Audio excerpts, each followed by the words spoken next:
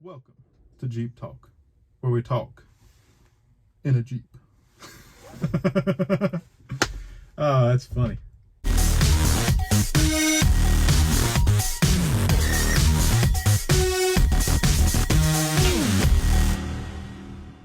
Hey, y'all. So, as you can see, I'm in a different setting. Inside the Jeep. It's just me. It's sunny, but it's windy and it's cold outside. As y'all know, I like making videos. So I'll go ahead and tell you, if y'all are looking for, working on something, looking for an adventure video, I'm sorry guys, this ain't it. I just wanted to make a video. So I'm gonna try this new thing where I just talk inside the Jeep. So I figured I would just run down, give y'all like a little history of the Jeep, how I wound up with it. And just some general knowledge about these things. So I got this Jeep from my dad. He got it out of a junkyard. It sat without the top on it. It's the original soft top, I believe. It sat without a top in a junkyard in the mud for, I would say, at least 5 or 6 years. It sat there for a long time. So my dad, he eyed it and he kept seeing it, and he finally wound up getting it. He bought it off the guy, got it out of there, and started working on it. It was originally a 4.2 inline six carburetor. As that first little inline six, I had them in the CJs. Had that Peugeot BX10 5-speed, which were absolute crap. And he got that inline six running, and it was smoking. Well, of course, my dad, being himself, ain't gonna cut it for him. So what does he do? He pulls the engine transmission out and buys a brand new crate 302 and finds a T18 4-speed, the Ford T18. So it's got the granny low first gear and also a granny low reverse gear. It's mated with a 207 new process transfer case. I don't have 4-wheel drive low in it. And he basically got it running and driving. Had a little half cab top on it. It looked pretty cool. He painted it desert tan. I believe I actually got a picture of it whenever he first got it done. I'll put it in here.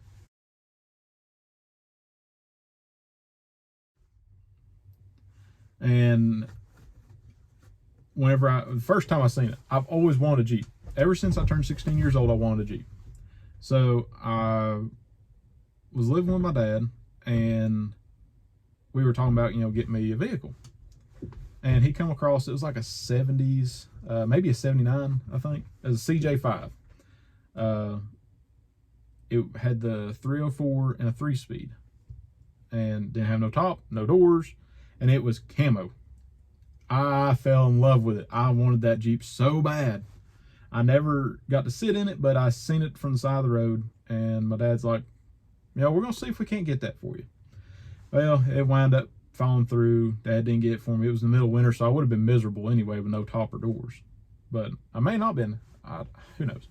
So I wound up with a 1984 Ford Ranger. That was my first vehicle. Loved that little truck. But anyway, I've always wanted a Jeep, and I was always told they roll over, you can't have one, they're too dangerous, blah, blah, blah, blah, blah.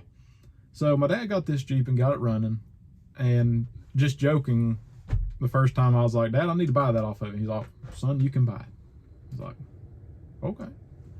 So I can't remember what he told me for the price on it, and back then I wasn't making hardly enough to pay for the fuel in my vehicle to go to work.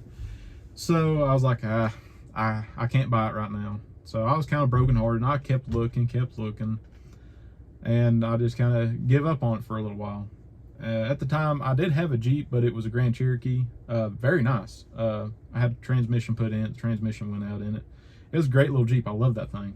It was a Grand Cherokee, so it's the bigger one. Drove that thing for a long time. And my dad was in the process of starting his retirement, so he bought him a camper, and my brother was going with him out to Yellowstone, and he was going to help pull like a motor. I think he's pulling a motorcycle for him, and Dad was going to pull the camper. My brother Derek was going to pull the motorcycle. Well, Derek had a Grand Cherokee, but it wasn't 100% ready to go. It wasn't roadworthy whenever Dad was ready to go. Mine was. So out of the blue one day, Dad called me and he's all, "Well, son, do you want that Jeep?" I was like, "Yeah, Dad, I'd love to get it, but I can't afford it. I can't buy it off of you." He's all, "Well, I'll tell you what. I'll work out a trade with you." I'm all, "A trade?" He said, "Yeah, that Grand Cherokee you got, does it have a receiver hitch on it?" I said, "No, but I've got one we can throw on it." And he's all, "Okay, well, I'll tell you what, I'll trade you that YJ for your Grand Cherokee." And of course I was like, "Yes, absolutely, I will trade you." I didn't think about it. I didn't tell Micah. So I come home and told her about it, and to my surprise, she's like, "Go for it. Yeah, go ahead." A good, perfectly reliable vehicle, and I traded it for this. So I think it was like that weekend I went down there and I picked it up. Me and Dad signed all the paperwork. We did all that good stuff, and I was over the moon with this thing. I still am. I still love this Jeep. So that's when it all began. That's when I started getting the Jeep itch, and I started buying parts and buying this and buying that for it, and it just started costing money. I mean, but hey, you get a Jeep, you're gonna buy stuff for it. It's gonna cost you money regardless. So now, well, whenever I got it home, it ran and did pretty good, but it was freezing. It had no heat, so I hooked up the heater. It never had that great of heat. Got that going, and I fought with this carburetor that it's got in it. It's got the Edelbrock. I think it's 600 CFM. I can't remember what model it is. But it's one of the bigger 4-barrels on an Edelbrock 289 Performer intake. And I fought with this thing, and I would get it tuned perfect. This thing would run like a scalded dog. It was amazing. And then you go out and start it up the next day, and it would run like crap. And I just could not figure it out. I adjusted floats, I did this, I did that. And finally, back this summer, I'd had enough with it. I was seriously this close to spending $1,000 to get fuel injection. Micah said, "No, out of the question. No, we ain't spending $1,000 on that." I was like, "All right." So I started thinking, I was like, duh, why don't we try to rebuild the carburetor? So I got a rebuild kit like 30 bucks, and I was like, hey, if it don't work, it don't work, and then I'll just park the Jeep until I can get that fuel injection. And I rebuilt the carburetor, and ever since then I've never had a problem out of it. So I rebuilt it. It's been doing fine. Transfer case leaked ATF like crazy. That was the next thing that started acting up on it. Turned out that someone had put where the four-wheel drive sensor is that would actually send the vacuum to the front axle, there's a sensor on there, or a switch. And instead of putting a switch in, whoever had it, and this wasn't my dad, whoever had it before him just packed JB Weld in it. Just packed it full. How they did that, I'm still amazed at how they did that. There's no telling what's inside that transfer case. So after I found that out, and I was like, oh, this is where my fluid's coming from. So I actually bought a sensor and put in it, and it quit leaking. Then the transmission started leaking. And if anybody knows anything about a T18 transmission, they leak like crazy. It don't matter what you do to them.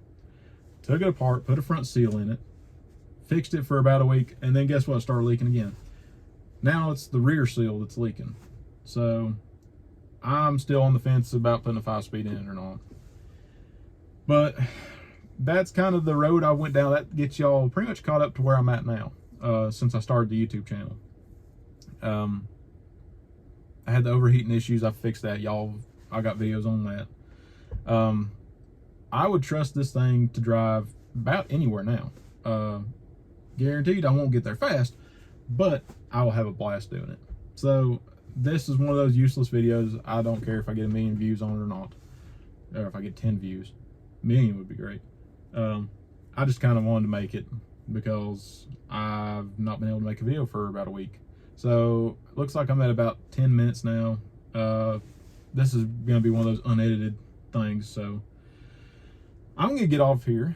I think I've made, this is like my second video now that I've made today. Probably gonna call it quits.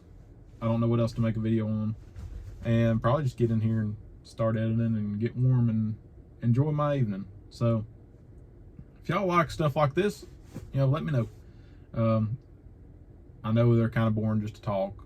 People don't like to just listen to someone talk all the time, but I think it's interesting to have a little bit of a background history on how I got this Jeep and where it's at now. So that catches y'all up from when I first got it to now, and I'll throw in a few pictures here at the end, maybe, of some of the fun stuff I've had with it. So if you're on the fence about buying a Jeep, go do it. Get you a Jeep. If you can financially afford it and you ain't gonna put yourself in a hole where all you're doing is working to pay for something that you can't take out, do it. Get you an older Jeep. Learn how to work on them. They're getting rare. They're getting hard to find.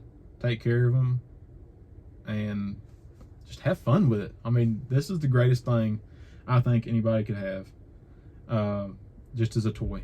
They're a lot of fun. They bring a lot of joy to me and my family. So if y'all like stuff like this, I try to come up with some more topics to talk about. I don't know. If y'all got a topic, throw it in the comments. But until next time, if y'all like any of my videos, thumbs up, subscribe, hit the notification bell. I don't put it up on Facebook anymore. Instagram, I got off of that.